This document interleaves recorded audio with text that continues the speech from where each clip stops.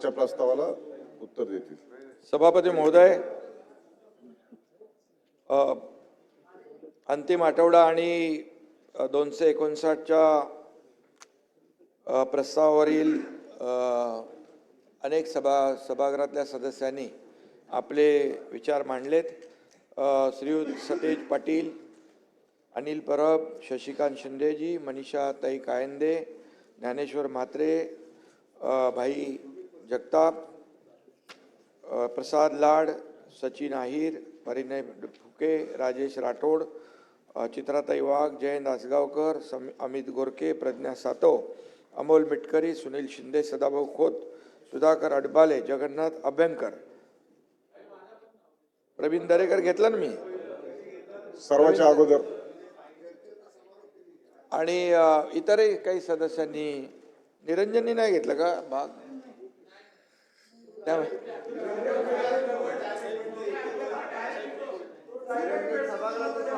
Direct सर्व सदस्यांचं मी मनापासून म्हणजे धन्यवाद देतो त्यांना. आणि या चर्चेमध्ये सहभाग घेतला, अनेक प्रश्नांना वाचा फोडण्याचं काम केलेलं आहे. सभापती महोदय,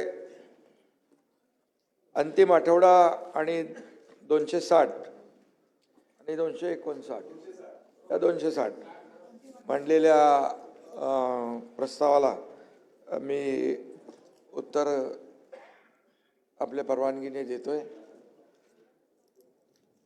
यामध्ये सगळ्यात महत्त्वाचं म्हणजे एक सुरुवातीलाच मी सांगू इच्छितो की आपल्या सरकारने छत्रपती शिवाजी महाराजांच्या जीवनावरचा इतिहास आणि मराठ्यांचा इतिहास आणि साम्राज्य हे पूर्वी CBSE फक्त 1.5 पानाचा परिच्छेद होता. पण दादा भुसे यांनी 8 मे 2025 रोजी केंद्रीय शिक्षण मंत्री धर्मेंद्र प्रधानजी यांच्याबरोबर चर्चा केली आणि आता 8वीच्या पुस्तकामध्ये 21 पानांचा पूर्ण छत्रपती शिवाजी महाराजांचा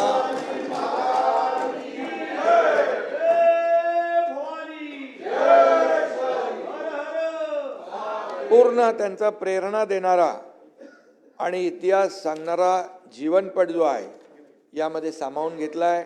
त्यात मराठा साम्राज्याची स्थापना, नागरी प्रशासन, लष्करी प्रशासन, सागरी वर्चस्व, न्यायव्यवस्था असे अनेक विषय त्यामध्ये घेतलेले आहेत. मी सुरुवातीलाच दादा भुसे यांचं तर अभिनंदन शिक्षण मंत्री म्हणून करतोच आहे, त्याचबरोबर धर्मेंद्र प्रधान मंत्री, शिक्षण मंत्री आणि देशाचे आदरणीय प्रधानमंत्री नरेंद्र मोदीजी यांचे मनापासून मी अभिनंदन करतो की छत्रपती शिवाजी महाराजांच्या इतिहासाला त्यांनी प्राधान्य दिलं आणि छत्रपती शिवाजी महाराजांच्या समोर आपण ठेवून महाराष्ट्राचा आराध्य दैवत म्हणून कारभार करतो, त्याला एक मोठा न्याय मिळालेला आहे. आणि यासाठी मी त्यांचं मनापासून अभिनंदन करतो. या पुस्तकामध्ये हे पुस्तक सगळ्यांना द्या तुम्ही, आपल्या सदस्यांना. आणि त्याचबरोबर अनेक विषय आपण मार्गी लावलेले आहेत. विरोधकांनी दिलेल्या प्रस्तावावर आणि झालेल्या चर्चेवर आपण नजर टाकली तर काही ठोस असं जे काही अपेक्षित होतं त्या प्रकारची चर्चा दुर्दैवाने सभागृहामध्ये म्हणजे काही म्हणजे असं व्हायला पाहिजे होती. पण ठीक आहे, आम्ही सरकार म्हणून 1 वर्ष आता गेल्या आठवड्यात पूर्ण झालं आणि मागची 2.5 वर्ष असे सभापती महोदय 3.5 वर्ष जे काम या महाराष्ट्रामध्ये भाई झालेलं आहे हे तुमच्या सगळ्यांच्या समोर आहे. आणि त्यामध्ये जे काही अगोदरच्या सरकारने स्थगिती दिली होती, काही स्पीड ब्रेकर टाकले होते, हे सगळे आम्ही हटवले. आणि एकीकडे जे खरं आहे ते शशिकांतजी ते सांगतोय, मी खोटं कधी बोलत नाही. आणि म्हणून विकास कामं एकीकडे करत असताना विकासाचे प्रकल्प पण आपण पाहिलेले आहेत. आणि लोकाभिमुख कल्याणकारी योजना पण आपण पाहिल्या आहेत. याची सांगड घालण्याचा प्रामाणिक प्रयत्न आम्ही गेल्या 3.5 वर्षामध्ये केलेला आहे. त्यामुळे योजना पण आपण पाहिलेल्या आहेत, त्याची अंमलबजावणी पाहिली आहे आणि त्याचा कामाची पोचपावती आणि योजनांची पोचपावती पाहिलेली आहे झालेल्या विधानसभेच्या निवडणुकांमध्ये. त्यामुळे काही लोकांनी म्हटलं नागपूर करार काही आठवण केली, 6 आठवड्याचं अधिवेशन काही लोकांना आठवलं. पण ज्यांनी मुंबईला सत्तेची 2च दिवसाचं अधिवेशन घेतलं होतं, 2 दिवसाचं अधिवेशन, त्याची मी आठवण करून देतोय. तुम्ही का वैयक्तिक कोणी घेऊ नका याच्यामध्ये. आणि तेव्हा कोविड होताही, परंतु कोविडच्या खाली बरंचसं काय पुढे आता बाकी काही मी जास्त बोलत नाही, परंतु म्हणजे तुम्ही केलं ते बरोबर आहे. म्हणजे आप करे तो सही और हमने किया तो अच्छा नहीं, ये क्या बरोबर नाही आहे, ये बरोबर नाही आहे. आणि म्हणून या अधिवेशनात विरोधकांनी, म्हणजे तुम्ही विधान परिषदेचं घेऊ नका, खाली सभेचंही मी बोलतोय की जे काही फक्त थोडं आपलं पायऱ्यांवर आंदोलनं आणि थोडंसं जे काही झालं त्याप्रमाणे ज्या पद्धतीने सभागृहामध्ये विदर्भाच्या संदर्भात नागपूरमध्ये अधिवेशन होतं आहे, त्यामुळे विदर्भाच्या बद्दल जी काय पोटतिडकीने काही गोष्टी करायला पाहिजे होत्या त्या दुर्दैवाने झाल्या नाहीत. आणि यावेळेस काही लोक म्हणाले सभागृह अधिवेशन कमी काळाचं आहे, पण मी भाई सांगतो आपल्याला, सकाळी 9 वाजता सभागृह सुरू झालेलं आहे आणि रात्री खालचं 2-2 वाजेपर्यंत चाललेलं आहे. त्यामुळे कामकाज जे आहे, कामाला न्याय देण्याचा प्रयत्न सरकारने, आम्ही अगोदरच सांगितलं होतं पत्रकार परिषदेमध्ये, ज्या ज्या प्रश्नांना तुम्ही प्रश्न मांडाल त्याला उत्तर देण्याची सरकारची पूर्ण तयारी आहे. कुठल्याही आयुधाच्या माध्यमातून आपण विचारा. आणि परंतु दुर्दैवाने ते झालं नाही. पण जाऊ द्या, काही जणांनी तर म्हणजे 2 वाजेपर्यंत आम्ही सभागृह चालवलं, पण काही लोक तर 2 तास पण सभागृहामध्ये बसायची तसदी घेतली नाही. काही म्हणजे ज्यांना जनतेची खरंच प्रश्नांची या अधिवेशनामध्ये आपण त्याला न्याय मिळवून घेत असतो, त्याला वाचा फोडत असतो, परंतु तसं काही वातावरण पाहायला मिळालं नाही. फक्त एकच विरोधी पक्षनेता हे पूर्ण अधिवेशनामध्ये दुसरं काही विरोधी पक्षनेत्याशिवाय नेत्यांनी आपल्या चर्चा केली नाही. ही दुर्दैवाची बाब आहे. आणि भाई, विदर्भामध्ये एक म्हण आहे, घरात नाही दाना आणि मले पाटील म्हणा, नाही पाटील म्हणा का बाजीराव म्हणा, ठीक आहे. आणि विरोधकांकडे आता संख्याबळ नाही आहे दुर्दैवाने. ते आमची चूक नाही आहे, जनतेने ते दिलेलं आहे मॅन्डेट, त्या जनतेचं मॅन्डेट स्वीकारलं पाहिजे. आणि जेव्हा जेव्हा आपण, शेवटी सर्व जनता असते आणि म्हणून काही लोक तोंडाने फक्त बोलत असतात, इथे येऊन बोलत नाहीत आणि ते बळ फक्त इथूनच दाखवतात, बाहेर दाखवतात. आणि मग आरोप तर आम्हाला पण आम्ही आरोप पातळी सोडून भाई कधी करत नाही, आपल्याला माहीत नाही. आणि म्हणून काही लोकांचं अंगात नाही बळ आणि चिमटा काढून पळ, अशी परिस्थिती काही लोकांची झालेली. मी खाली बोललो, जेव्हा माझ्यावर टीका केली तेव्हा मी बोललोय. काही लोक पर्यटन करून गेले, सभापती महोदय, अरायवल आणि डिपार्चर. पर्यटन मंत्री इकडे आहेत. आणि म्हणून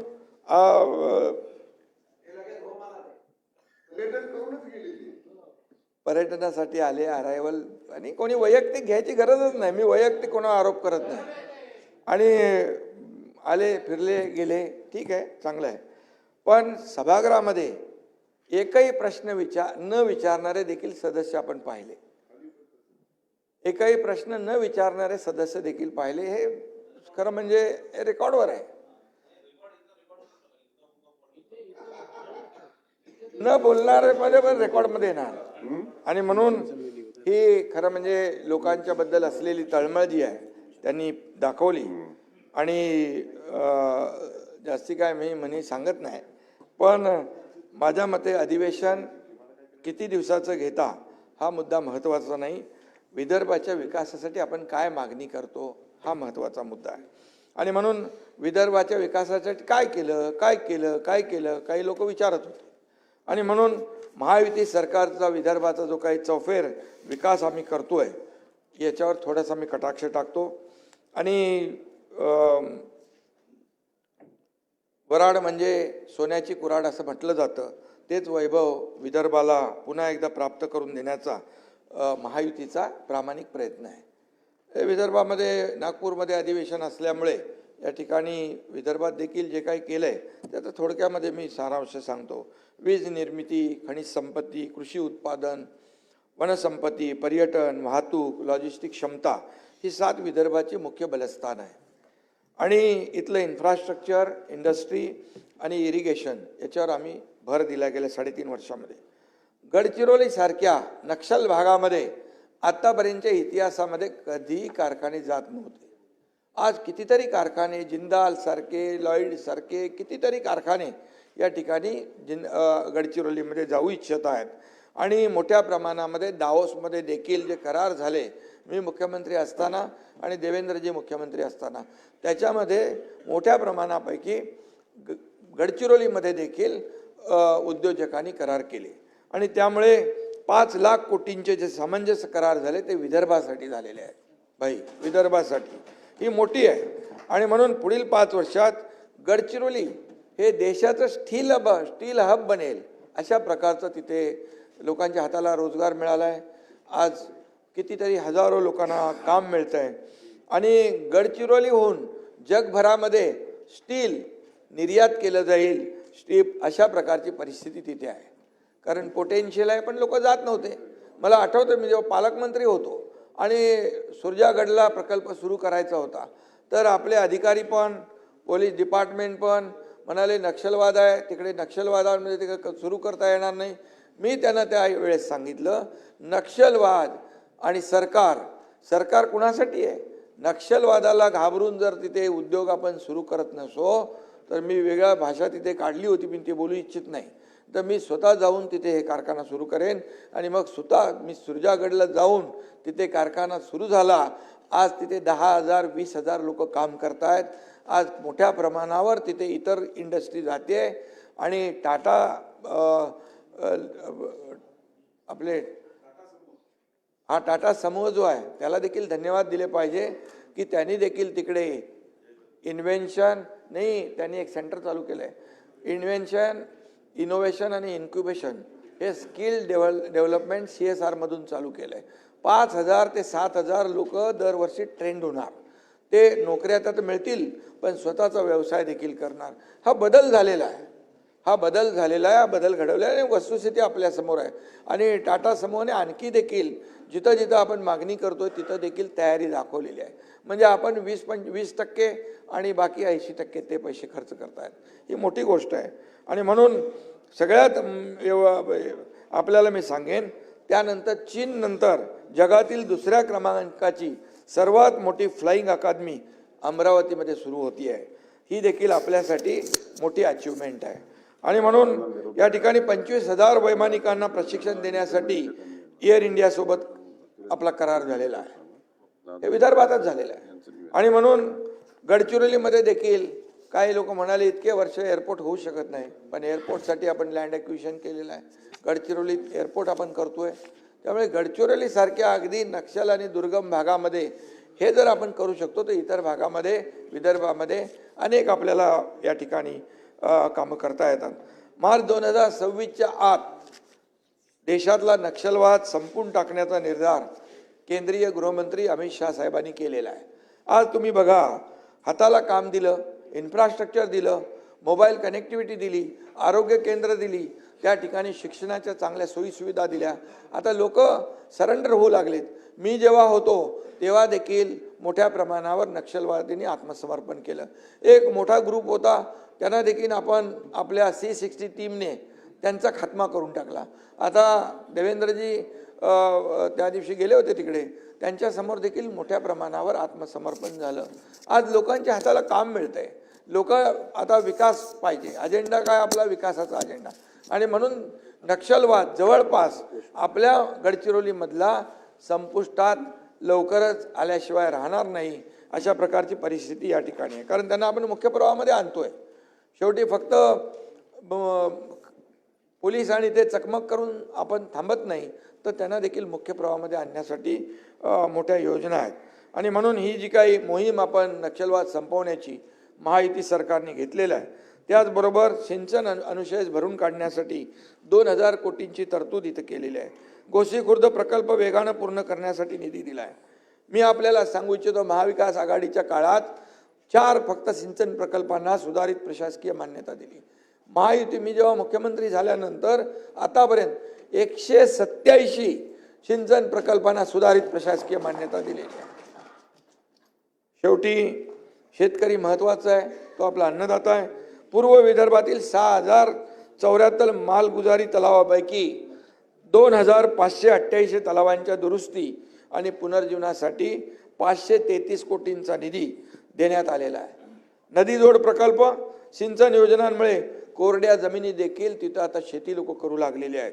वैनगंगा नळगंगा प्रकल्पात विदर्भातल्या 7 जिल्ह्यांचा समावेश आहे. यातून 10 लाख हेक्टर जमीन सिंचनाखाली येणार आहे. हा मोठा आमूलाग्र बदल आहे. समृद्धी महामार्गाचा विस्तार तुम्हाला माहिती आहे. समृद्धीने आता यावेळेस बरेचसे लोक ते कुठल्या कंपनी इंडिगोचं भानगड झाली, समृद्धीने आले लोक. म्हणजे समृद्धी महामार्ग जो आहे एक गेम चेंजर समृद्धी महामार्ग आहे. त्याला देखील अडथळे निर्माण झाले होते भाई, पण तेव्हा आम्ही त्याला अडथळ्याची शर्यत पार करून त्याचा रस्ता पूर्ण केला. आणि फक्त रस्ता नाही, तिथे मल्टीनॅशनल कंपन्या येत आहेत, लॉजिस्टिक पार्क होत आहेत, फूड प्रोसेसिंग युनिट होत आहेत, नोड तयार होत आहेत. म्हणजे एक रस्ता काय करू शकतो हे समृद्धी महामार्गाने दाखवलंय. आता त्याचा आम्ही विस्तार करतोय. भंडारा, गडचिरोली, गोंदियापर्यंत आपण हा महामार्ग घेऊन जातोय.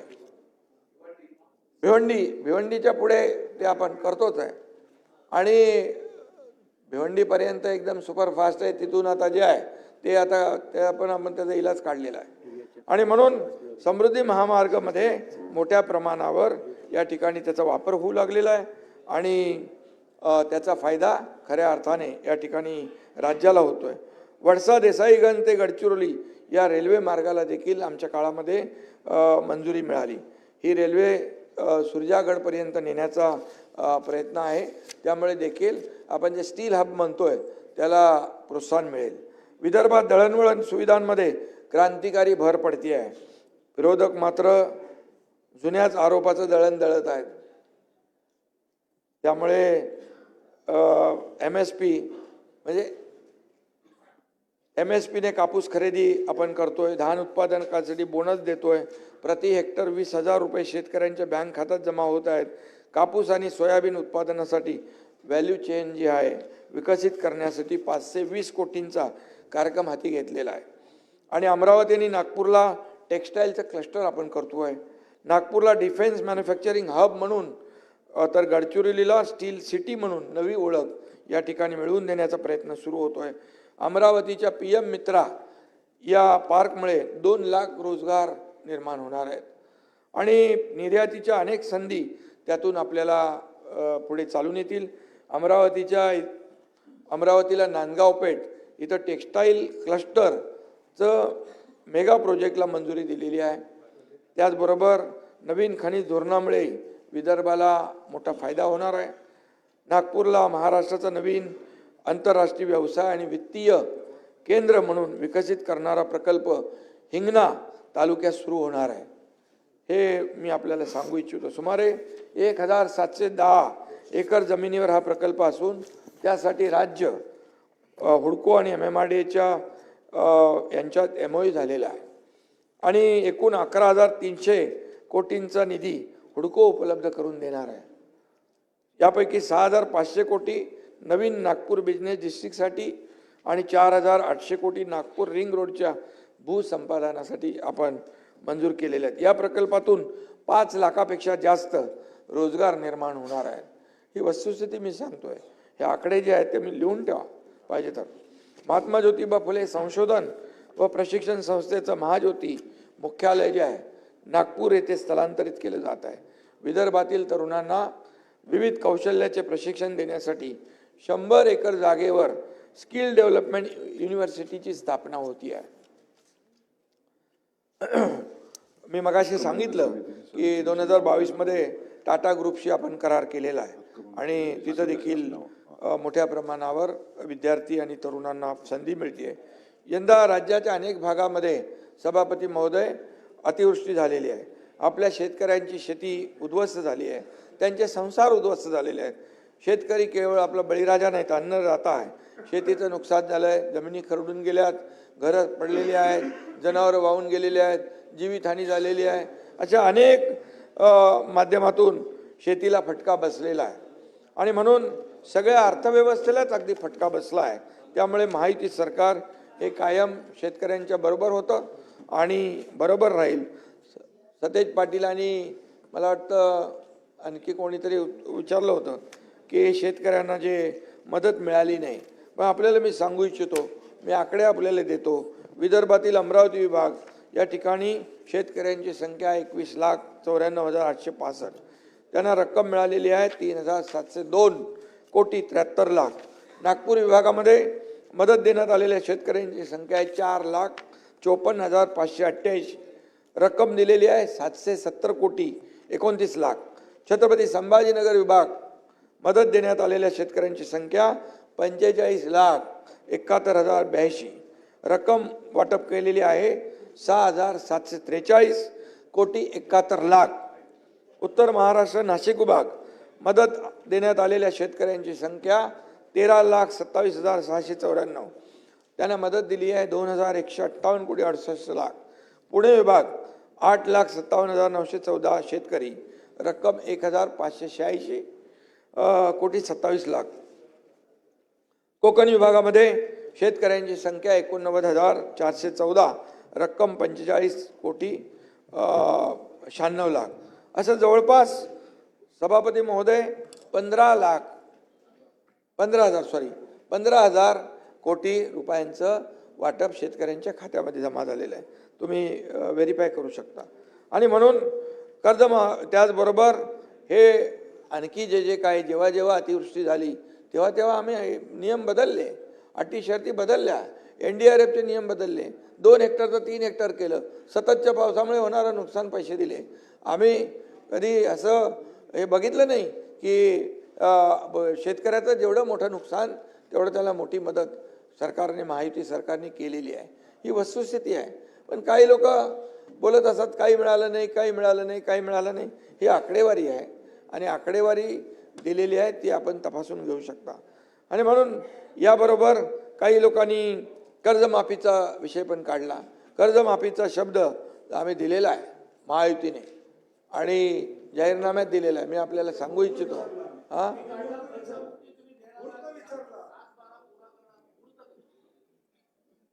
सगळं होतं ना बरोबर. तुम्ही म्हणाले होते लाडकी बहीण योजना पण होणार नाही, झाली ना? झाली की नाही?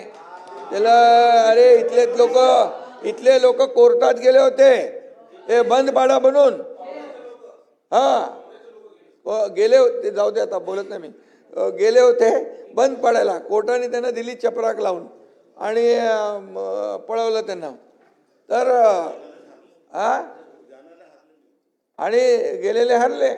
म्हणून आम्ही जे बोलतो ते करतो. जे बोलतो कमिटमेंट म्हणजे कमिटमेंट.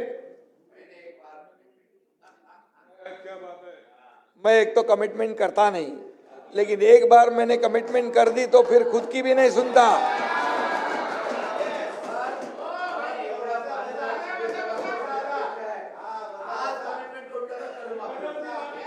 कर्ज माफी आम्ही करणार आणि करणार म्हणजे करणार. तुम्ही तुमच्या समोरच करणार आणि त्यामुळे चिंता करू नका. सतेज पाटील, सचिन अहिर या सदस्यांनी देखील शेतकऱ्यांच्या मदतीबरोबर तुम्ही ठीक आहे. आपल्याला तर शेतकऱ्यांच्या बाजू बोललंच पाहिजे. त्याशिवाय शेवटी आपण सगळेजण विरोधी पक्ष काय, सत्ताधारी पक्ष काय, हे आपण शेवटी सभागृहामध्ये या महाराष्ट्रातल्या लोकांसाठी हे अधिवेशन असतं. आणि म्हणून या अतिवृष्टीचा फटका जेवढा मी आता मगाशी दाखवलं तुम्हाला 15,000 कोटीचा निधी दिलेला आहे. उरलेल्या शेतकऱ्यांना देखील ही मदत जाते आहे आणि एकही शेतकरी मदतीपासून वंचित राहणार नाही हा देखील आमचा शब्द आहे आणि आमचा प्रयत्न आहे. आणि म्हणून माझी आपल्याला विनंती आहे की शेतकरी संकटात आहे, यावेळेस आपण सगळ्यांनी मिळून त्याच्या मागं उभं राहायला पाहिजे. इथं राजकारण करता कामा नये. काही लोक गेले, कुठे कुठे जाऊन आले तिकडे आणि परत आले, पण आम्ही गेलो जिकडे तिकडे सरकारची मदतही केली, त्यांना त्यांचं जीवनावश्यक वस्तूही गेल्या. आम्ही त्यांची दिवाळी काळी होऊ देणार नाही म्हणालो होतो भाई, आणि पाळलं आम्ही ते. त्यांची दिवाळी काळी होऊ दिली नाही. आमचे कार्यकर्ते जाऊन त्यांचा दसरा साजरा केला, त्यांच्या घराला तोरणं बांधली. त्याच्यावर ऑब्जेक्शन, अरे त्याच्यावर ऑब्जेक्शन घेतलं. अरे मग तुम्ही लोकांनी साधा बिस्किटचा पुडा तरी न्यायचा होता, तो पण नाही नेला. आणि लोकांना बघा, इथं सभापती महोदय स्थिर सरकार पाहिजे होतं आणि म्हणूनच महायुतीला लँडस्लाईड मॅन्डेट दिलेलं आहे. आणि म्हणून आम्ही जी सरकार, आमची जबाबदारी वाढलेली आहे, त्यामुळे ज्या गतीने आम्ही 22 पासून काम करतोय ती गती अधिक वेगाने यापुढे देखील आम्ही त्याला कायम ठेवतोय. जो शब्द सत्तेत येण्यापूर्वी दिलेला आहे तो शब्द आम्ही पाळत संपूर्णपणे सगळे पाळणार. प्रिंटिंग मिस्टेक म्हणणार नाही आम्ही, प्रिंटिंग मिस्टेक म्हणणार नाही, एवढा आपण विश्वास ठेवा. आणि लाडक्या बहिणींचं म्हणाले आता बंद होणार, उद्या बंद होणार, पण लाडक्या बहिणींची ओवाळणी कधी बंद होणार नाही, कधी बंद होणार नाही. आणि ही योजना कधी बंद पडणार नाही. किती काही कोणी आरोप प्रत्यारोप दिशाभूल करण्याचा प्रयत्न केला तरी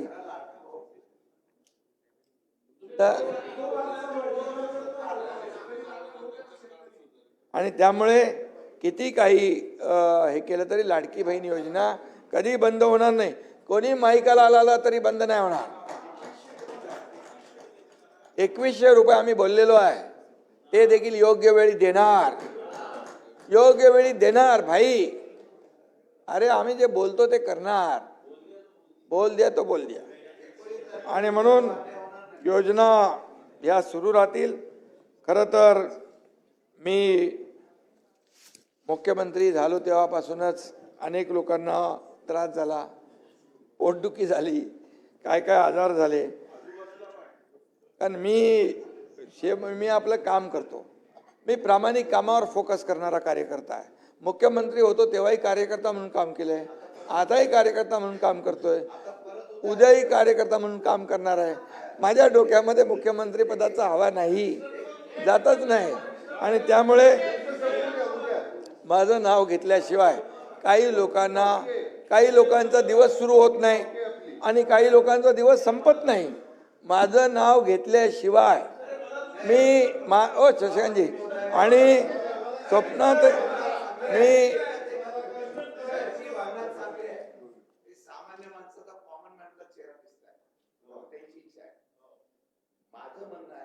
मला बाहेर मगाशी सकाळी पत्रकाराने विचारलं 19 तारखेला काहीतरी बदल होणार, धमाका होणार आहे, त्यामध्ये परत हे मुख्यमंत्री होणार आहे असं सांगितलंय, ती गोष्ट खरी आहे का? सभापती महोदय, शशिकांतजी, आमचा अजेंडा खुर्ची नाही आहे. आमचा अजेंडा काय सांगतो, ज्या लोकांनी आम्हाला खुर्चीत बसवलंय ना त्यांचे प्रश्न सोडवणे, त्यांच्या समस्या सोडवणे. त्यामुळे तुम्ही तुम्ही हितचिंतक आहात, आभारी आपला. परंतु आपल्याला सांगतो मी, आमचा अजेंडा जो आहे बघा, सोन्याचा चमचा घेऊन जन्माला आम्ही आलो नाही, परंतु या महाराष्ट्रातल्या सर्वसामान्य लोकांच्या आयुष्यात सोन्याचे दिवस आणण्याचा प्रयत्न आम्ही करणार. आणि आपण पाहताय, मी मुख्यमंत्री व्हायच्या पूर्वी पण असाच होतो, मुख्यमंत्री झालो तरी असाच आहे, आताही असाच आहे. त्यामुळे माझ्यात बदल होणार नाही. सर्वसामान्य माणूस आमचा केंद्रबिंदू आहे. आणि म्हणून मी कॉमन मॅन, लोक आता मला डेडिकेटेड टू कॉमन मॅन म्हणतात. काय प्रॉब्लेम आहे का? चीफ मिनिस्टर म्हटलं किंवा डेप्युटी चीफ मिनिस्टर म्हटलं का म्हणजे असं काय नवीन काय असतं का काय? त्यामुळे सर्वसामान्य माणसाची जी नाळ जुळलेली आहे ती भाई कनेक्ट झालेली आहे, ती तुटता कामा नये. आपण जमिनीवरचे कार्यकर्ते आहोत. त्यामुळे कार्यकर्ता हा आपला जो आहे हा सर्वसामान्य माणूस आहे. आणि म्हणून मी आपल्याला एवढंच सांगतो की काही लोकांना मला कोणी सांगितलं की आप नजर का ऑपरेशन कर सकते हैं, लेकिन नजरिये का नहीं कर सकते, डोळ्याचं करू शकतो, पण क्या है, मग त्याला आता झोपेचा सोंग घेतलेल्या माणसाला उठवू शकतो का आपण? झोपलेल्या माणसाला उठवता येतं, पण काही लोकांना जे आहे तेच आहे की बसता उठता, दिल्लीला गेला की प्रॉब्लेम, गावाला गेला की प्रॉब्लेम, शेती करायला गेला की प्रॉब्लेम. असं कसं चालते? आणि मी मी मी काही कोणावर बोलत नाही. मला जेव्हा बोलतात तेव्हा मी नेमकं बोलतो. आणि त्यामुळे आता काल काय काय बोलून गेलेत, मी जाऊ दे, मी त्याच्यावर जात नाही. आता पुढे अजून आपल्याला निवडणुकांमध्ये प्रचार करायचा आहे.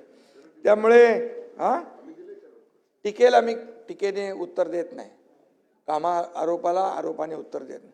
सचिनजी बरोबर आहे की नाही? मला तुम्ही कधी असं बिलो द बेल्ट कधी आरोप करताना कोणा बघितलंय? मी कधी नाही. मला आरोप करतात, मग मी चांगल्या भाषेमध्ये त्यांना उत्तर देतो, सभ्य भाषेत. आणि विरोधी पक्षाने तर द्या, नाही तर उपमुख्यमंत्री पद रद्द करा. अरे तर काय संबंध आहे त्याचा? मी मुख्यमंत्री होतो तेव्हाही मला बोलायचे घटनाबाह्य आहे, उपमुख्यमंत्री झालो तरी घटनाबाह्य आहे. मग आता घटना मानतच नाहीत त्या लोकांनी, हे बोलावं, ही शोकांतिका आहे. मग आता महाविकास आघाडीच्या सरकारमध्ये आता अजितदादा इथं होते मगाशी, ते कोण होते? उपमुख्यमंत्री होते ना. देशामध्ये किती इतिहास आहे, कितीतरी सुप्रीम कोर्ट हायकोर्ट वाचून घ्यायला पाहिजे ना, थोडा अभ्यास माहिती घेतली पाहिजे. आणि त्यामुळे जे काही ते जाऊ द्या, मला बोलायचं नाही. परंतु किती काही म्हटलं, घटनाबाह्य काही असं तरी सुद्धा मला काय माझ्यावर परिणाम होत नाही. मी माझं काम करत असतो. किती आदळआपट केली ते माझं काम चालू आहे आणि मग मला कामावर फोकस आहे, बाकी मी टीकेकडे लक्ष देत नाही.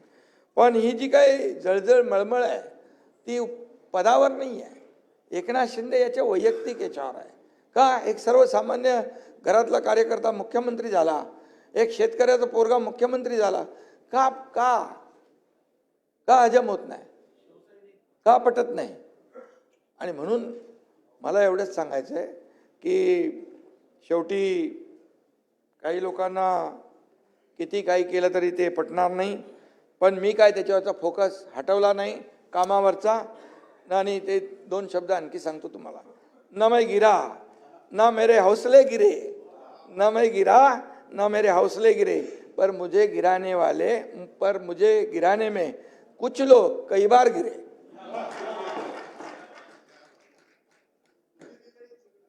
थोडं पाहिजे,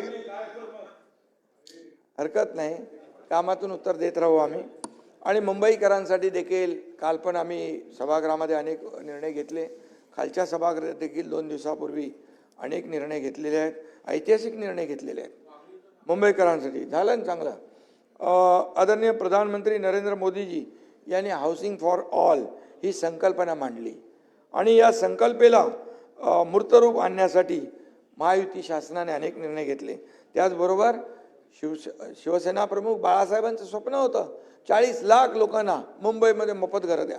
तेव्हा काही लोकांनी खिल्ली उडवली, पण त्याची खरी सुरुवात मुख्यमंत्री एकनाथ शिंदे झाल्यावर सुरू झाली, याचा मला अभिमान आहे. क्लस्टर डेव्हलपमेंटच्या माध्यमातून, SRAच्या माध्यमातून आणि त्याचबरोबर आता देखील देवेंद्रजी आहेत त्यांच्या माध्यमातून ही आम्ही पुढे नेतो योजना. आणि घरं बांधणे, पुनर्विकास यामधले सगळे अडथळे दूर केले आम्ही. मग खरं म्हणजे मुंबईमध्ये मराठी माणूस ताठ मानेने उभा राहायला पाहिजे, त्याला चांगलं घर मिळालं पाहिजे. यासाठी त्यांचा जो काही पुनर्विकासाचा मार्ग आहे तो भाई आम्ही मोकळा केलेला आहे. मुंबईमध्ये ओसी नसलेल्या 20,000 इमारतींना दिलासा दिला. 20,000 किती संख्या झाली बघा तुम्ही. ओसीमुळे त्यांना काही मिळत नव्हतं, प्रॉपर्टी टॅक्समध्ये डबल, पाणीपट्टी डबल, लोन मिळत नव्हतं. मी काल परवा बोललो, पण त्यांना त्याचा खरेदी विक्री करता येत नव्हती. त्यांच्या डोक्यावर टांगती तलवार होती, काढली ना आम्ही बाजूला. शेवटी कायदा कोणासाठी पाहिजे? लोकांच्या भल्यासाठी, आणि तो आम्ही निर्णय घेतला आहे. त्यामुळे या जवळपास 2.5 लाखापेक्षा म्हणजे 10 लाख कुटुंब यापेक्षा जास्त लोकांना थेट फायदा होणार आहे. आणि म्हणून त्यांना सगळं जे काही पाणीपट्टी, मालमत्ता, बँकेकडून कर्ज मिळणं सोपं होईल, पुनर्विकासाला त्यांना मार्ग मोकळा होईल. आणि मुंबईच्या धर्तीवर इतरही लोकांच्या मागण्या आलेल्या आहेत. तर ते इतर महापालिकांमध्ये देखील अशा धोरणाची अंमलबजावणी करण्याचा शासनाचा मानस आहे. तशा प्रकारच्या सूचना मी नगरविकास विभागाला दिलेल्या आहेत. त्याबद्दल अहवाल सादर करण्याच्या सूचना दिल्या आहेत. त्याचबरोबर मुंबई पागडी मुक्त करण्याचा ऐतिहासिक निर्णय आम्ही घेतला. पागडी मुक्त किती वर्षापासून 50, 60, 100 पिढ्यानपिढ्या गेल्या पागडीमध्ये. बरं काय आहे त्याला, ते प्रोटेक्टेड आहेत, त्यांना काढू शकत नाही, मालकालाही काही फायदा नाही, त्यालाही काही फायदा नाही, आणि इमारती तशाच उभ्या आहेत, धोकादायक इमारती आहेत, पडतायत, लोकांचा जीव जातोय. कशाला म्हणजे कधी कोणी विचार पण नव्हता केला. पण नगरविकास विभाग आणि गृहनिर्माण विभाग या माध्यमातून आम्ही 13,000 पेक्षा जास्त इमारतींच्या पुनर्विकासाला चालना दिलेली आहे. हे 28,000 केसेस पेंडिंग आहेत यामध्ये.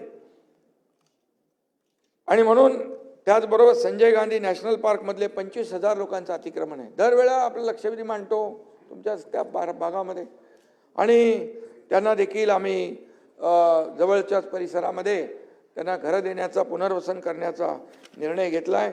त्यामुळे फॉरेस्ट देखील मोकळा श्वास घेईल, त्यांना देखील घरं मिळतील, त्यांच्या डोक्यावरची टांगती तलवार दूर होईल. हे विन विन सिच्युएशन. म्हणजे भाडेकरू मालक त्यांनाही आम्ही फायदा दिला आहे. म्हणजे त्याच्यामध्ये मालकावर कुठं अन्याय नाही केला. भाडेकरूला हक्काचं घर मिळणार, त्याला देखील बेसिक FSI देणार. भाडेकरू जो आहे पागडीवाला त्याला त्याचा क्षेत्रफळा एवढे एरिया देणार, उरलेला इन्सेंटिव्ह FSI देणार, जेणेकरून तो पुनर्विकास करण्यासाठी लोक पुढे येतील. त्यामुळे हे सगळे निर्णय जे घेतलेत आम्ही, हे निर्णय सगळा विचारपूर्वक घेतलेत. एकही निर्णय जो आहे कागदावर नाही राहणार, त्याचा अंमलबजावणी होणार आहे. तशा प्रकारे आम्ही निर्णय घेतलेत. गिरण्यांच्या जमिनीवरील घरं चाळीमध्ये आणखी विकास तो राहिलेला आहे. तुम्ही नेहमी गिरणी कामगारांच्या बाजूने असता, आणि म्हणून त्याच्याबद्दल देखील त्या नियमावली देखील फेरबदल करण्याचा महत्त्वपूर्ण निर्णय आपण घेतला आहे. गरजूंना तातडीने घरं देणं, नवीन प्रकल्प बाधितांकरता मुबलक घरं उपलब्ध होण्याकरता हाऊसिंग स्टॉक निर्माण करण्याचा आम्ही मोठा लँड बँक, हाऊसिंग बँक, कारण शेवटी लोकांना पुनर्विकास करायचा असेल, मोठे प्रकल्प करायचे असतील तर घरं पाहिजेत. कोणाला आपण वाऱ्यावर सोडता येणार नाही. त्यामुळे देखील 2 लाखांपेक्षा जास्त घरं उपलब्ध करण्याचं उद्दिष्ट आमचं आहे. आणि शशिकांत शिंदेजी आणि विक्रांत पाटील यांनी सिडकोच्या घराच्या किमतींच्या बाबतीमध्ये चर्चा केली होती. त्या बाबतीमध्ये ते दर निश्चित केले होते. त्यामध्ये आपण थेट 10% कपात करण्याचा निर्णय घेतला आहे. पण त्याच्यामध्ये 15% फायदा होतोय. कसा फायदा होतोय? घरांच्या किमती कमी झाल्यामुळे GST सह स्टॅम्प ड्युटी सारख्या इतर करांमधून 5% आणखी बचत होणार आहे. म्हणजे त्याला जो कमी किंमत किती होणार? 15%. त्यामुळे 15% बचत त्याचा होईल, 15% त्याला बेनिफिट होईल. हा देखील मोठा निर्णय आहे. हा मोठा निर्णय केला आपण. MMRचा झपाट्याने विकास होतोय, लोकसंख्या वाढते.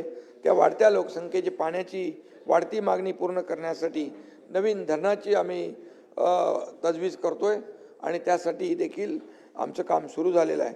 मुंबई स्लम फ्री करण्यासाठी सरकारने मोठं पाऊल उचललेलं आहे.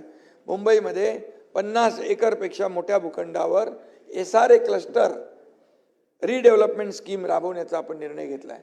त्याचे तर 17,000 घरांची आपण रमाबाई आंबेडकर नगर जे घाटकोपरला आहे त्याचं काम सुरू झालं. 137 कोटी रुपये भाई, मी मुख्यमंत्री असताना त्यांना भाड्याचे चेक वाटून आलो. त्यांना वाटलं होतं काय मिळणार नाही आम्हाला, आमचं आता संपलं, काय नाही, खाली घरं केली आणि तसं रखडलं आहे. आता तिथं SRA आणि MMRDA मिळून काम करते आहे, काम सुरू झालं आहे. आणि म्हणून अशा प्रकारचे 17 प्रकल्पांची निवड आपण केली आहे. मी काल पण याच्यावर चर्चा केली. यामध्ये MMRDA, CIDCO, MSRDC, BMC, MIDC, MHADA इत्यादी शासकीय ज्या यंत्रणा आहेत आपल्या, त्या जेवी करणार आहेत. आणि जेवी करून यामध्ये म्हाडा आणि SRA बरोबर जेवी केल्यानंतर या सगळ्या प्रकल्पांना जलद गतीने पूर्ण करण्याचा आमचा मानस आहे. मगाशी बाळासाहेबांचं उल्लेख केलेला आहे. 95च्या सुमारास त्यांनी हे स्वप्न पाहिलं होतं की 40 लाख लोकांना घरं, आणि ते आम्ही टप्प्याटप्प्याने पूर्ण करतोय. बाळासाहेबांचं स्वप्न पूर्ण करण्याचं काम या ठिकाणी टप्प्याटप्प्याने या अशा मोठ्या प्रकल्पांमुळे होणार आहे आणि 40 लाखापेक्षा जास्ती लोकांना या योजनेमध्ये घरं मिळणार आहेत. आणि म्हणून बाळासाहेबांना देखील हे जे काय आम्ही हे सगळं आहे हे त्यांच्या आशीर्वादाने त्यांचे विचार घेऊन आम्ही पुढे चाललो आहे. त्यामुळे बाळासाहेबांच्या मनातलं जे जे काय आहे ते पूर्ण करण्याची जबाबदारी आमची आहे आणि त्याला आम्ही गती देतो आहे. SRA अभय योजनेला 31 डिसेंबर 2026 पर्यंत 1 वर्षाची मुदतवाढ आपण दिली आहे. SRA अभय योजना आहे ना, त्याला आपण मुदतवाढ दिली आहे. म्हाडाच्या OC अभय योजनेलाही 1 वर्षाची आपण मुदतवाढ दिलेली आहे. त्यामुळे त्यांना देखील मोठा दिलासा मिळेल. SRA प्रकल्पामधील तक्रारींचा जलद निपटारा करण्यासाठी सभापती महोदय AGRCची संख्या परवाच्या दिवशी चर्चा चालू होती, वाढवण्याचा निर्णय आपण घेतला आहे. कारण हे असे नवीन प्रकल्प उभे राहतील, नवीन सुरुवात होईल, त्यामुळे केसेस वाढतील आणि ह्या जी काय पेंडन्सी आहे ती राहू नये म्हणून AGRC देखील आपण नव्याने करतोय. लीज प्लॉटवर मुंबई पालिकेच्या कर्मचाऱ्यांची जी घरं बांधलेली आहेत लीज प्लॉटवर, त्याकरता नवीन योजना, कारण त्यांचा पुनर्विकासाचा प्रॉब्लेम आहे, त्या प्रीमियम काहीतरी परवडत नाही, त्यामुळे आपण तेही निर्णय घेतोय की त्यांचा देखील पुनर्विकास झाला पाहिजे. 83 प्लॉट आहेत, 83 वसाहती आहेत आणि त्यांना देखील आपण हे करतोय. मी तर 2-3 वसाहतीमध्ये स्वतः जाऊन आलो, तिथली काय परिस्थिती आहे. मुंबईचा सफाई कामगार मुंबई स्वच्छ करतो आणि तो कशा अवस्थेत राहतो त्याला आम्ही प्राधान्य दिलेलं आहे. आणि आज तिथं बघितलं तर 5 स्टार अम्युनिटी सुरू केलेले आहेत. हे काम शेवटी सरकार म्हणून आपलं आहे, ते आम्ही करतोय आणि त्यांना देखील योजना आम्ही करतोय. मुंबई ते फनेल झोनमुळे रखडलेल्या इमारतींच्या पुनर्विकासाला देखील गती देतोय. मी काल म्हणालो इथं की फिजिबल करण्यासाठी हे सगळे प्रकल्प जो अनयूज FSI जो वापरता येणार नाही हाईट रेस्ट्रिक्शनमुळे, त्याच्यापोटी TDR देण्याचा आम्ही निर्णय घेतलेला आहे. TDRच्या माध्यमात काही लोकांच्या सूचना आहेत की भाडं जे आपल्याला लागतं त्याचा देखील कॅल्क्युलेट करावा TDR, त्याच्यावर देखील आपण सकारात्मक विचार करतोय. कारण शेवटी कुठलाही भुर्दंड त्या नागरिकावर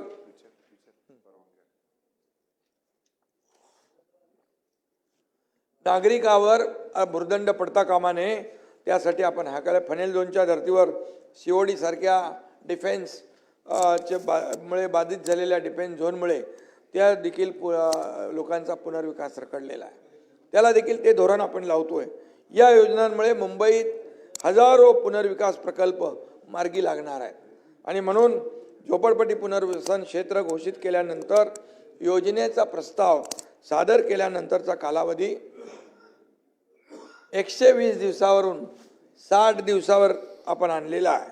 त्यामुळे प्रकल्प जलद गतीने राबवले जातील, पेंडन्सी थांबेल आणि लोकांची रखडपट्टी होणार नाही. झोपडपट्टीवासियांना देय असलेलं प्रलंबित भाडं आणि SRAला देय असणाऱ्या रकमा या थकबाकीची वसुली करण्यासाठी विकासकाच्या मालमत्तेची जप्ती करून विक्री करण्याचा निर्णय देखील आपण याच्यामध्ये नियमामध्ये बदल केलेला आहे. कारण काही लोक हात वर करून टाकतात, त्याला भाडं नाही, काही नाही, गेला तो नाला सोपारा वसई, इकडं गेला बदलापूर अंबरनाथ वांगणी, काय त्याच्या हातामध्ये काही नाही. आणि म्हणून मुंबईच्या बाहेर गेलेला मुंबईकर पुन्हा मुंबईमध्ये आणण्याचं काम या ठिकाणी आपलं महायुती सरकार करणार आहे. त्यासाठी हे तजवीज आपण करतो आहे. आणि म्हणून काही लोक मुंबई तोडणार हे निवडणुका आल्या की करतात, परंतु मी सांगतो की मुंबई ही आपली आर्थिक राजधानी आहे आणि मुंबई महाराष्ट्रापासून कोणी तोडू शकत नाही. मुंबई हा हार्ट आहे महाराष्ट्राचा आणि जोपर्यंत सूर्यचंद्र आहे तोपर्यंत मुंबई कोणीही तोडू शकणार नाही. कोणी माईकाला आला तरी, कुणाच्याही 7 पिढ्या खाली आल्या तरी सुद्धा. त्यामुळे जे तुम्ही जरा आपल्या मित्रपक्षाला सांगत नाही. शासकीय यंत्रणा SRA यांच्या जेवीच्या माध्यमातून रमाबाईचं मी आपल्याला उदाहरण रमाबाई आंबेडकरचं नगरचं सांगितलेलं आहे. एकूण 16,500 झोपड्याचं पुनर्वसन होत आहे आणि म्हणून या ठिकाणी झोपडीधारकांचं भाडं जे आहे ते इतर जे काय आहे त्यांची माहिती डिजिटल प्लॅटफॉर्मवर आणण्याचा प्रयत्न करतोय आम्ही. आणि झोपडपट्टी धारकांची पात्रता आणि अपात्रता निश्चित करण्यासाठी ऑटो ॲनेक्स्टर 2 प्रणालीचा वापर या ठिकाणी आपण करतोय आणि त्याचबरोबर मानवी हस्तक्षेपाशिवाय पडताळणी यामुळे करता येईल आणि तिथं देखील फार जे काही आता जो काही सिस्टीम आहे ती सिस्टीम देखील अधिक सुलभ करण्यासाठी SRA आणि म्हाडामध्ये त्यासाठी देखील आपण हे करतो. काल अनिल परब म्हणाले की आपल्या ST महामंडळ ना त्याच्यामधले RTO त्यांची मी माझ्याकडे होतं खातं तेव्हा मी सगळ्या ऑनलाईन करून टाकल्या ऑनलाईन बदल्या करून टाकल्या ऑनलाईन त्यांच्या ट्रान्सफर आणि पोस्टिंग. तसंच या ठिकाणी देखील आपण या व्यवस्थेमध्ये अधिक सुलभता आणली पाहिजे, सुटसुटीतपणा आणला पाहिजे यासाठी, कारण लाखो लोकांचा विषय आहे. आणि म्हणून मुंबईतल्या बंद 58 गिरण्यांमधील 1 लाख गिरणी कामगारांच्या वारसांना मी त्याशी बोललो ना, घरं देण्याची योजना सुरू करण्यात आली. हे ज्या जागेसाठी सहमती त्यांनी दर्शवली आहे त्यांना ते आपण तिकडे देऊ, पण ज्या संमती दर्शवणार नाहीत त्यांना इतर पर्याय आपण देण्याचा देखील निर्णय घेतलेला आहे. नाही ते मध्ये काहीतरी त्याचा ते इतर पर्याय देऊ ना, आपण इतर पर्याय देऊ. आणि यामध्ये 18 वर्षांच्या प्रदीर्घ कालावधीनंतर महायुती सरकारने गृहनिर्माण धोरण 2025 जाहीर केलं आहे. यामध्ये परवडणारी घरं, शहरात नवीन आलेल्या युवकांसाठी रेंटल घरं, वर्किंग वुमन हॉस्टेल्स, ज्येष्ठ नागरिकांसाठी घरं, अशा अनेक घटकांना न्याय देण्याचा प्रयत्न आपण केलेला आहे. ज्येष्ठ नागरिकांसाठी जिरॅटिक केअर करता विशेष योजना आपण तयार करतोय, हे देखील आपण करतोय. म्हाडा अंतर्गत जुने रखडलेले प्रकल्प मोतीलाल नगर असेल, अभ्युदय नगर असेल, GTB नगर, कोळीवाडा, सायन कोळीवाडा, आदर्श नगर, वांद्रे रेक्लेमेशन, SVP नगर, इतर अनेक प्रकल्प जे आहेत, कामाटीपुरासारखा देखील प्रकल्प जो अनेक वर्ष रखडले त्याला देखील आम्ही मान्यता दिली आहे. त्यांचे देखील तिथं मोठ्या प्रमाणावर विकास होईल, डेव्हलपमेंट होईल आणि क्लस्टर डेव्हलपमेंटमध्ये ते देखील आपण केलेलं आहे. आणि म्हणून मुंबईकरांना मुंबईतच हक्काचं सुरक्षित घर मिळालं पाहिजे, हे स्वप्न जे बाळासाहेबांचं होतं त्याची पूर्तता आपण करतोय. आणि म्हणून येत्या 23 जानेवारी रोजी सुरू होणाऱ्या बाळासाहेबांच्या जन्मशताब्दी वर्षानिमित्त मुंबईकरांसाठी योजना आणून 23 जानेवारी रोजी सुरू होणाऱ्या बाळासाहेबांच्या जन्मशताब्दी वर्षानिमित्त सुनील शिंदे ऐका, मुंबईकरांसाठी योजना आणून आम्ही बाळासाहेबांच्या चरणी हे सगळं योजना आणि योजना पुष्प अर्पण करतोय.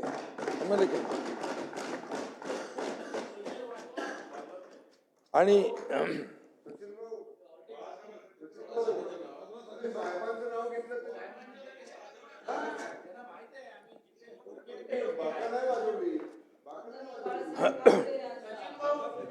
मला आनंद आहे सभापती महोदय की सेंट्रल हॉलमध्ये पण, मुंबईच्या विधान भवनामध्ये सेंट्रल हॉलमध्ये पण बाळासाहेबांचं तैलचित्र लावण्याचं संधी आणि भाग्य आम्हाला लाभलं, याचं देखील आम्हाला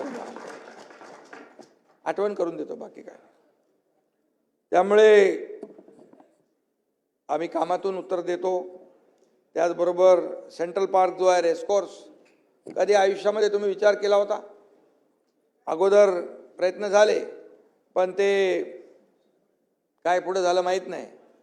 ते भाषणामध्ये गुंडाळलं. मुख्यमंत्री मी झाल्यानंतर चेहलनं बोलवलं. मी म्हणालो रेसकोर्सची जमीन जी आहे ती मुंबईकरांसाठी ऑक्सिजन पार्क, सेंट्रल पार्क म्हणून उपलब्ध झाली पाहिजे. मग त्यातली 125 एकर जमीन सरकारने घेतली आणि त्याचबरोबर जे कोस्टल रोडचा जो एरिया आहे तो जवळपास 170 एकर, सभापती महोदय, मिळून 300 एकरचं आंतरराष्ट्रीय दर्जाचं सेंट्रल पार्क मुंबईमध्ये आपण करतोय, मुंबईमध्ये. आणि याला आपण चालना देतोय आणि त्याची सगळी तयारी झालेली आहे. आणि म्हणून ह्या अशा प्रकारची जी काही कामं आहेत त्या, आणि त्याचबरोबर पूर्ण राज्यभरात आदरणीय आमचे प्रधानमंत्री नरेंद्र मोदीजी यांच्या वाढदिवसानिमित्त छोट्या छोट्या शहरांना पण नमो गार्डनसाठी 1-1 कोटी रुपये आम्ही दिले. नवीन गार्डन नको. छोट्या छोट्या शहरामध्ये गार्डन बनवणं, उद्यान बनवणं त्यांना परवडत नाही, म्हणून आम्ही 394 उद्यानांना 394 कोटी रुपये दिले. 394 कोटी. आणि म्हणून याचाही विचार तुम्ही करा. आणि म्हणून यामध्ये छोट्या शहरांमध्ये फायरमनची देखील काही लोकांनी मुद्दा काढला होता. अग्निशमक दल 2000 पदांची भरती करतोय आपण. नगरपालिकांमध्ये रिक्त 1000 पदं आपण भरतोय. किती आपण निर्णय घेतोय. आणि म्हणून किती कुणी काही आरोप करू द्या, किती द्या शाप, किती करा वल्गना, आम्ही राबवू जनकल्याणकारी योजना. त्यामुळे हे सगळं बोलतोय ते म्हणून शासनाने अनेक ठोस पावलं उचलली आहेत. सन्मान्य सदस्य इच्छितो मी, महाआघाडी सरकारच्या काळात मार्च 2022 112 हेल्पलाईनचा रिस्पॉन्स टाईम 15 मिनिटं 51 सेकंद होता. तो आता निम्म्यावर आलाय. आता रिस्पॉन्स टाइम 7 मिनिटं 23 सेकंद झालेला आहे. बदल झाला आहे. हा. आणि यामध्ये पोलिसांच्या हेल्पलाईनवर लोकांचा, विशेषतः आमच्या लाडक्या बहिणींचा विश्वास वाढतोय. पोलिसांच्या 1502 फोर व्हीलर्स आणि 2269 टू व्हीलर्सवर मोबाईल डिव्हाइस टर्मिनल आणि GPS यंत्रणा लावण्यात आली आहे. बलात्कारांच्या गुन्ह्यांची उकल करण्याचं प्रमाण 87.80% झालेलं आहे. आणि कन्व्हिक्शनचा रेट वाढलेला आहे. कन्व्हिक्शनचा रेट वाढला आहे याचा अर्थ तुम्ही लक्षात घ्या. सगळ्या पोलीस ठाण्यात महिला मदत कक्ष स्थापन केलेला आहे. राज्यात 27 विशेष न्यायालय महिलांवरील अत्याचारासंबंधी खटल्यांच्या जलद गतीच्या निपटाऱ्यासाठी स्थापन केलेली आहे. पॉस्कोची प्रकरणं चालवण्यासाठी 138 विशेष जलद फास्ट्रॅक न्यायालय या ठिकाणी आपण केलेली आहे. 12 जलदगती विशेष न्यायालय सुरू केलेली आहेत. मुस्कान ऑपरेशन मध्ये 13 ऑपरेशन राबवून हजारो मुलांचा शोध घेऊन ते पालकांच्या हवाली केलेली आहेत भाई. आणि म्हणून महिलांविषयक गुन्ह्यामध्ये वर्षभरात 24 तासात 62 दोषारोप पत्रे आणि 48 तासात 60 गुन्ह्यांमध्ये दोषारोप पत्र दाखल केलेली आहेत. महिलांच्या सुरक्षिततेसाठी महिला अत्याचार प्रतिबंधक कक्ष, निर्भया योजना, महिला सहाय्य कक्ष याद्वारे मदत करण्यात येते. मसाजोग प्रकरणामध्ये आपण शशिकांतजी यांनी मुद्दा उपस्थित केला होता. या प्रकरणातील 8 आरोपीपैकी 7 आरोपी अटक झालेले आहेत. कृष्णा आंधळे फरार आहे. कोणत्याही आरोपीला जामीन मिळालेला नाही. कृष्णा आंधळेचा शोध सुरू आहे. आणि आपल्याला सांगतो त्याच्या सगळ्या ज्या काही प्रक्रिया आहेत ती सुरू झालेली आहे. आणि आपल्याला मी सांगतो दोषींना फासावर लटकवल्याशिवाय सरकार स्वस्थ बसणार नाही. आणि त्या आपल्या कोण देशमुख ना त्यांच्या परिवाराला न्याय दिल्याशिवाय, संतोष देशमुख यांच्या परिवाराला न्याय मिळाल्याशिवाय आणि या अशा प्रकारच्या गुन्हेगारांना जरब बसवल्याशिवाय सरकार काही शांत बसणार नाही. आणि म्हणून भ्रष्टाचाराच्या प्रकरणातील दोषी सरकारी अधिकारी, लोकप्रतिनिधी यांच्यावर देखील कारवाईच्या बाबतीमध्ये चर्चा झाली. त्याच्यावर कोणालाही पाठीशी घातलं जाणार नाही. 1 जानेवारी 2025 ते 11 डिसेंबर 2025 पर्यंत एकूण 135 प्रकरणात 203 आरोपींवर भ्रष्टाचार प्रतिबंधक कायद्यानुसार कारवाई केलेली आहे. काही सदस्यांनी नगर परिषदांमध्ये निधी नसताना विशेष कामांना मंजुरीबाबत मुद्दा उपस्थित केला होता. बजेट प्रोव्हिजन तपासून आणि योजनानिहाय निधी उपलब्ध आहे का ते पाहूनच विकास कामांना मंजुरी देण्यात आली आहे. त्यामुळे चिंता करू नका. रस्ते बांधकामातील भ्रष्टाचाराबद्दल सभागृहात मुद्दा आलेला आहे. रस्ते बांधकामात भ्रष्टाचार होऊ नये म्हणून त्याची पूर्ण खबरदारी घेतली जाईल. सगळ्यात महत्त्वाचं म्हणजे सर्व रस्ते कामाच्या निविदा काढण्यात येतात. या टेंडरची छाननी करण्यात येते. कामाच्या दर्जात कुठंही हयगय होणार नाही. आणि त्यामध्ये देखील ऑडिट करायचं असेल, जे काही करायचं असेल, कामाच्या दर्जामध्ये कसूर केलेले कसूर करणाऱ्यांना ब्लॅकलिस्ट केलं जाईल. हे देखील मी या ठिकाणी सांगू इच्छितो. आज मुंबईमध्ये कॉन्क्रीटचे रस्ते पहिला, दुसरा, आता मे मध्ये 1 टप्पा पूर्ण होईल. पुढच्या वर्षभरामध्ये अख्ख्या मुंबईमध्ये खड्डेमुक्त मुंबई होईल. सिवरेज ट्रीटमेंट प्लांट त्याचं आपण काम सुरू केलेलं आहे. बाळासाहेब ठाकरे आपला दवाखाना पण सुरू केलेला आहे. या ठिकाणी अनेक अडथळे असलेले थांबवलेली कामं आपण सुरू केलेत बाई मुंबईसाठी. आज मुंबईच्या इकडे कोस्टलवरून गेल्यावर आपण परदेशात आल्यासारखा भास होतो. जे लोक जातात तिकडे. सरकारी भरती व योजनांबाबत ज्ञानेश्वर म्हात्रे यांनी मुद्दा उपस्थित केला. 75,000 रिक्त पदे भरण्याच्या घोषणेची चांगली अंमलबजावणी करण्यात येते आहे. ऑगस्ट 2022 ते ऑक्टोबर 2024 पर्यंत 85,363 जणांना नियुक्ती दिलेली आहे. घोषणेपेक्षा जास्त पदांवर नियुक्ती केल्या आहेत. हे देखील मी आपल्या नजरेस आणू इच्छितो. आणि 42,484 जणांना शासकीय पदांवर, 39,215 जणांना निमशासकीय महामंडळावर, 3,664 जणांना अनुकंपा तत्वावर नियुक्ती देण्यात आलेल्या आहेत. नोव्हेंबर 2024 ते नोव्हेंबर 2025 अशा वर्षभरात 34,869 जणांना नियुक्त्या दिलेल्या आहेत. ज्ञानेश्वर, आम्ही ज्या घोषणा करतो त्या कागदावर राहत नाही, त्यांची अंमलबजावणी देखील करतो.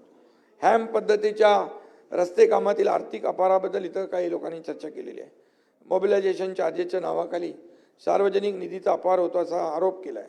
परंतु मी आपल्याला सांगतो, हायब्रिड एन्युटीच्या कामात EPC प्रकारचा जो काही करारनामा वापरला जातो त्यामध्ये मोबिलायझेशन ॲडव्हान्सची तरतूद आहे. ही रक्कम प्राधिकरण कॉन्ट्रॅक्टरच्या कामाच्या सुरुवातीला कंत्राटाच्या किमतीच्या 10% रक्कम व्याजासह अग्रिम देण्यात येते. ही रक्कम 5%च्या 2 समान हप्त्यात दिली जाते. पहिला हप्ता कंत्राटदारांना विनंतीपत्र आणि बँक गॅरंटी दिल्यावर दिला जातो. दुसरा हप्ता कंत्राटदाराने युटिलायझेशन सर्टिफिकेट दिल्यावर दिला जातो. आणि यावर ॲडव्हान्सवर मोबिलायझेशन ॲडव्हान्सवर व्याज आकारलं जातं. त्यामुळे कंत्राटदाराला ॲडव्हान्सच्या 110% बिनशर्त बँक गॅरंटी द्यावी लागते. आणि म्हणून प्रत्येक बिलातून ठराविक 15% रक्कम त्याची कापून घेतली जाते. त्यामुळे सार्वजनिक निधीचा अपहार होण्याचा जर कोणी प्रयत्न केला तर त्याला चाप लावण्याचा नियम आपल्याकडे आहे. या ठिकाणी अनिल परब नाही आहेत. त्यांनी मुंबईतील हवेच्या प्रदूषणाबाबत चिंता व्यक्त केली होती. पण चिंता करण्याची गरज नाही.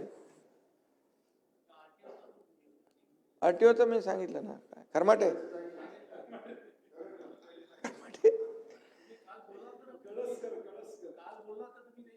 तो बिलकुल जो तिथं काम असं करेल त्याची कुंडली बांधून त्याला घरी पाठवून त्याच्यावर कारवाई केली जाईल.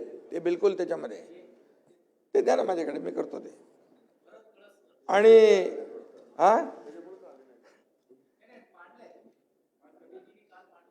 पण मी आपल्याला सांगतो, प्रदूषण आम्ही कमी करतोय, चिंता करू नका. मुंबईतलं प्रदूषण हवेतलं नसून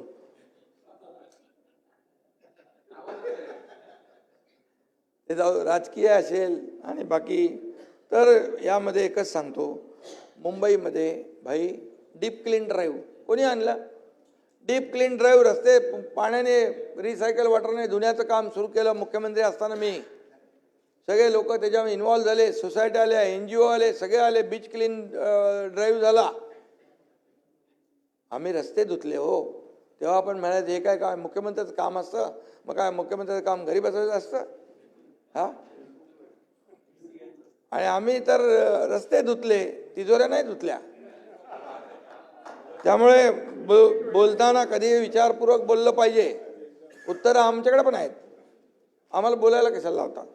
आणि म्हणून समुद्र किनारे आता STPमुळे आता जेवढं पाणी जात आहे ते पूर्णपणे सचिनना माहीत आहे की पूर्णपणे विदाऊट ट्रीटमेंट जात आहे. बरोबर.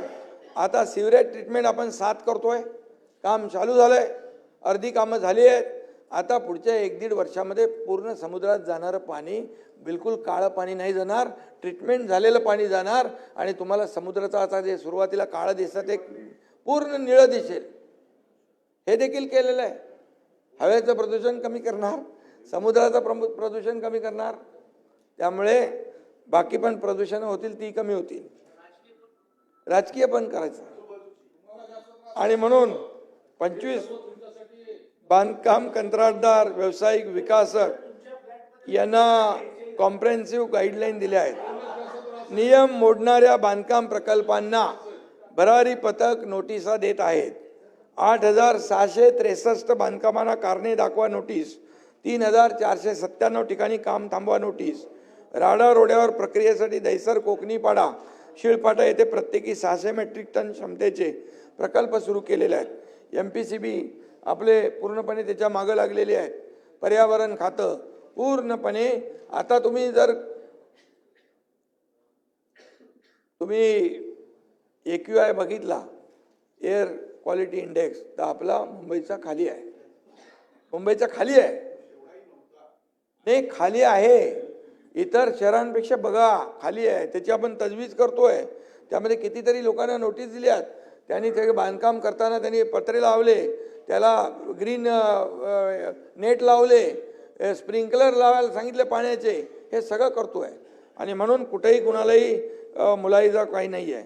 आणि त्यामुळे BST तर्फे बसेसचा काही मुद्दा होता, त्या देखील आता बसेस आपण इलेक्ट्रिक व्हेकल घेतोय, त्याच्यामुळे देखील प्रदूषण कमी होणार आहे. पर्यावरणपूरक बस ज्या आहेत त्या आपण घेतोय. रस्त्यावरील धूळ आटोक्यात आणण्यासाठी ते मगाशी सांगितलं मी, डीप क्लीन ड्राईव्ह. आणि म्हणून मी एकच सांगतो की काही लोक आरोप करतात, मी जास्ती काय बोलत नाही, परंतु कोविड असो वा मिठी नदी कुठेही डाका टाकण्याचं काम सोडत नाहीत. कुठेतरी सोडलं पाहिजे. याशिवाय खारफुटीवर भरावाचा मुद्दा अनिल परब यांनी उपस्थित केला. त्या प्रकारे लगेच तातडीने खारफुटी, मँग्रोव्ह प्रोटेक्शन, मँग्रोव्हचं संवर्धन, मँग्रोव्हचा पार्क तयार करण्यासाठी, कारण ग्रीन TDR देण्याचा आम्ही निर्णय घेतोय. का मँग्रोव्ह कोण, नाहीतर मँग्रोव्हला कोणी बघत नाही, त्याच्यावर भरणी होते, अनधिकृत बांधकामं होतात. पण मँग्रोव्ह प्रोटेक्ट करण्यासाठी आतापर्यंत नियम होता का सचिन भाऊ? तो निर्णय घेतला आपण आणि त्यांना ग्रीन TDR आपण देण्याचा हे केलेला आहे. आणि त्यामुळे मँग्रोव्ह पार्क निर्माण करता येतील. पर्यावरण जे आहे ते वाचेल. त्याच्या डिटेलमध्ये मी जात नाही. काल एक पत्रकार मला बोलला, हे सगळ्यात मोठा निर्णय घेतला तुम्ही, कारण याच्यामुळे जैवविविधता आहे, सगळं ते जमिनीची धूप थांबेल, या ठिकाणी जलचर प्राणी आहेत त्यांचं प्रोटेक्शन होईल. ह्या सगळ्या गोष्टी ज्या आहेत या मँग्रोव्हमुळे प्रोटेक्ट होतात. आपण मँग्रोव्ह जातात, पण त्यांना काही कोणी त्या ज्याच्या मालकी जमिनीमध्ये मँग्रोव्ह आहेत त्याला देखील आम्ही ग्रीन TDR देण्याचा निर्णय या ठिकाणी ते धोरण आणतोय. आणि म्हणून वर्सोवा भाईंदर या 26 किलोमीटरच्या कोस्टल रोडला देखील मुंबई हायकोर्टाने मान्यता दिलेली आहे. म्हणजे वर्सोवा भाईंदर गेला तर तुमचं वेस्टर्नची ट्रॅफिक जी आहे ही वेस्टर्नची ट्रॅफिक कमी होऊन जाईल. आणि BKC मध्ये संपूर्ण MMR मध्ये पॉट टॅक्सी वरून चालणारी पॉट टॅक्सी, प्रधानमंत्री मोदीजींनी तेव्हा आम्ही गेलो तेव्हा बोलले की आता रस्ता ट्रॅफिकने झालेला आहे, आता मेट्रो होती आहे, मेट्रोने आपल्याला तेवढं दिलासा मिळेल, पण पॉट टॅक्सीने देखील तुम्ही लास्ट माईल कनेक्टिव्हिटी गाठू शकता. आणि त्यासाठी देखील आपला प्रयत्न सुरू आहे. BKC मार्गे रिक्लेमेशन ते नवीन एअरपोर्ट मुंबई आणि नवीन मुंबई एअरपोर्ट जो आहे तो अंडरग्राऊंड टनेल आपण करतोय. मुंबई आणि नवी मुंबई एअरपोर्ट मेट्रोने जोडतोय. म्हणजे हा प्रकल्प आपण मंजूर केलेला आहे याच्या. आणि या प्रकल्पामुळे मुंबईतील वाहतूक कोंडी आणखी कमी होईल. वाढवण बंदरासाठी 76,000 कोटी केंद्र सरकारने दिलेत, त्यांचं मोदीजींचं मी अभिनंदन करतो. या ठिकाणी देखील आपण MIDC, मी परवाच म्हणालो आपल्या उदय सामंत यांना, MIDC तिथे झाली पाहिजे, तिथे लॉजिस्टिक पार्क झाला पाहिजे, तिथे एअरपोर्ट झाला पाहिजे. त्या ठिकाणी तिसरा एअरपोर्ट देखील या ठिकाणी आपण करतोय. आणि म्हणून याबरोबर मुंबईच्या आजूबाजूचा परिसर जो मुंबईवर लोड कमी करायचा असेल तर नवी मुंबई, इकडे पालघर, आता हा वर्सोवा विरारपर्यंत जातोय, विरार ते वाढवणपर्यंत हा आपण रस्ता खेचतोय. आणि त्यामुळे मोठ्या प्रमाणावर या ठिकाणी तुम्हाला वाटेल काय आता पैसे नाही आहेत, पण आम्ही नवीन मॉडेल केलेले आहेत. BOT केलं आहे, PPP केलं आहे, HAM केलं आहे, NUT मॉडेल केलेलं आहे. बरेच लोक त्याच्यामध्ये येत आहेत. आणि त्यामुळे आपल्या राज्यामध्ये खूप मोठ्या प्रमाणावर इन्फ्रा प्रोजेक्ट सुरू आहेत. पायाभूत सुविधा ज्या राज्याच्या जादा आहेत त्या राज्याची प्रगती फास्ट असते. आणि म्हणून काही लोक टीका करतात केंद्र सरकारवर, प्रधानमंत्र्यांवर. त्यांनी देखील आतापर्यंतच्या इतिहासात 50-60 वर्षाच्या इतिहासात जेवढे पैसे मिळाले नाहीत महाराष्ट्राला त्याच्यापेक्षा 10 पट पैसे केंद्र सरकारने आपल्याला दिलेले आहेत. विविध याच्या माध्यमातून, चालू आहे. प्रकल्पांच्या माध्यमातून जनगणना झालं काय? 10 लाख कोटी रुपये आकडा पण सांगतो. आणि त्यामुळे या ठिकाणी आपण मोठ्या प्रमाणावर काम करतोय. नगर विकास विभागाच्या माध्यमातून अमृत योजनेतून गेल्या 3 वर्षामध्ये 27,000 कोटीचा पाणी पुरवठा आणि मलनिस्सारण योजना आम्ही केल्या. मग इतके वर्ष का करता आल्या नाहीत याचं देखील उत्तर दिलं पाहिजे. आणि म्हणून मी आपल्याला सांगतो की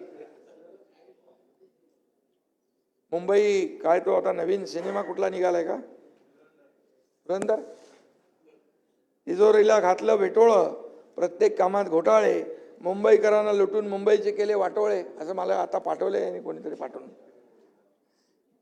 मुंबईच्या तिजोरीवर दरोडा टाकणारे हे रहमान डकैत कोण आहेत त्याचा शोध घेतला पाहिजे. हो ना, ते रील बघितली तुम्ही, त्याचा रील बघितला. आणि म्हणून मी आपल्याला सांगतो की मी असं कोणाला वैयक्तिक बोलत नाही, पण मला जेव्हा तुम्ही बोलता तेव्हा मला बोलायला लागतं. आणि म्हणून एवढंच सांगतो की मुंबई को लुटने वाला कौन है वो रहमान डकैत याचा शोध नक्की घेतला पाहिजे. इतिहासात असे अनेक डकैत, रहमान डकैत अनेक आले आणि गेले पण. आणि असल्या रहमान डकैतांना पाणी पाजणारी धुरंधर महायुती आहे.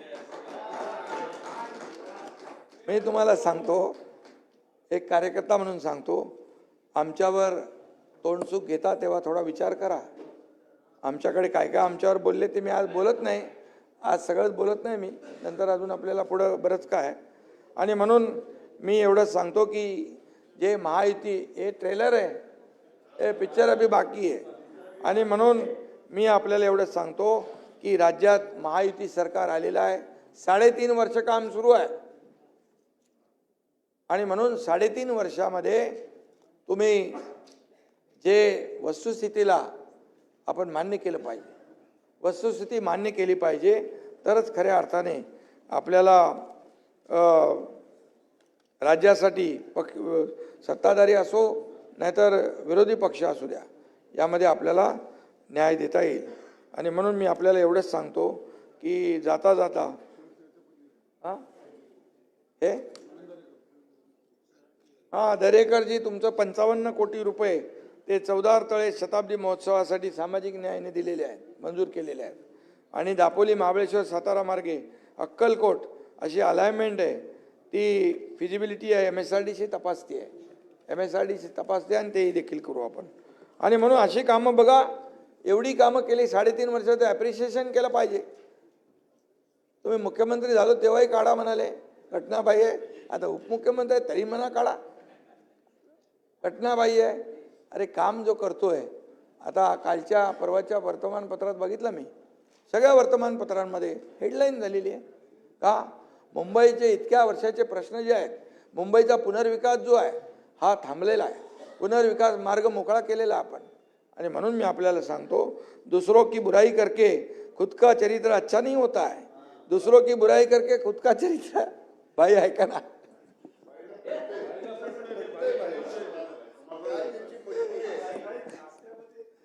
दुसरं बघा कसं आहे, मी बघा, जसे काही लोक टीका करतात एकदम खालच्या पातळीत, तसं मी करत नाही ना, मग त्यांना हे चांगलंच आहे नाही. दूसरों की बुराई करके खुद का चरित्र अच्छा नहीं होता, विचार और विश्वास बेचने वाला कभी सच्चा वारिस नहीं होता. आणि म्हणून आम्ही सगळे विकासासाठी एकत्र आलेलो आहे. आदरणीय प्रधानमंत्री मोदी साहेबांच्या नेतृत्वात देश विकास यात्रेवर भरारे मारतोय. त्यात महाराष्ट्राचं सगळ्यात मोठं कॉन्ट्रीब्युशन असणार आहे. $5 ट्रिलियन इकॉनॉमी आपल्याला काय दिलंय, 1 ट्रिलियन. नीती आयोगाच्या बरोबर बैठक झाली त्यावेळेस ते म्हणाले, तुम्ही महाराष्ट्राचं काय बघताय, तुम्ही मुंबई MMR मध्येच 1 ट्रिलियन नाही, 1.5 ट्रिलियन डॉलरचं पोटेन्शियल आहे. एवढं पोटेन्शियल आपल्याकडे आहे आणि महाराष्ट्राचं योगदान सगळ्यात जादा असणार आहे. भाई या आपल्या पुढच्या 2029, 35, 2047 हे टप्पे जे आहेत आणि म्हणून हे आमचं जे आहे मिशन आहे आपलं की महाराष्ट्राचं कॉन्ट्रीब्युशन सगळ्यात जादा असलं पाहिजे. त्यामुळे महायुती विचारांची आहे, विश्वासाची आहे. त्यामुळे किती कोणी प्रयत्न केला तरी काही फरक पडत नाही. युती आमची अभेद्य राहणार आहे. आणि तुम्ही तिकडं लोकभवनला आले होते ना?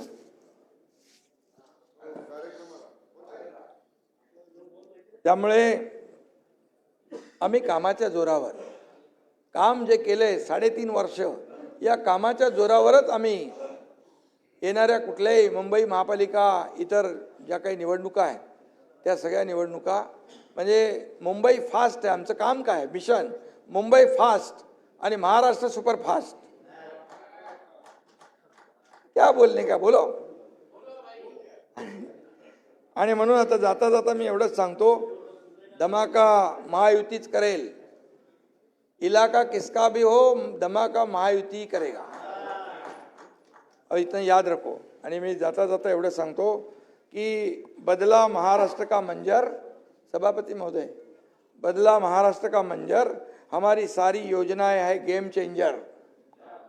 कारपोरेशन का इलेक्शन जीतकर हम ही होंगे असली धुरंधर. धन्यवाद. जय हिंद, जय महाराष्ट्र.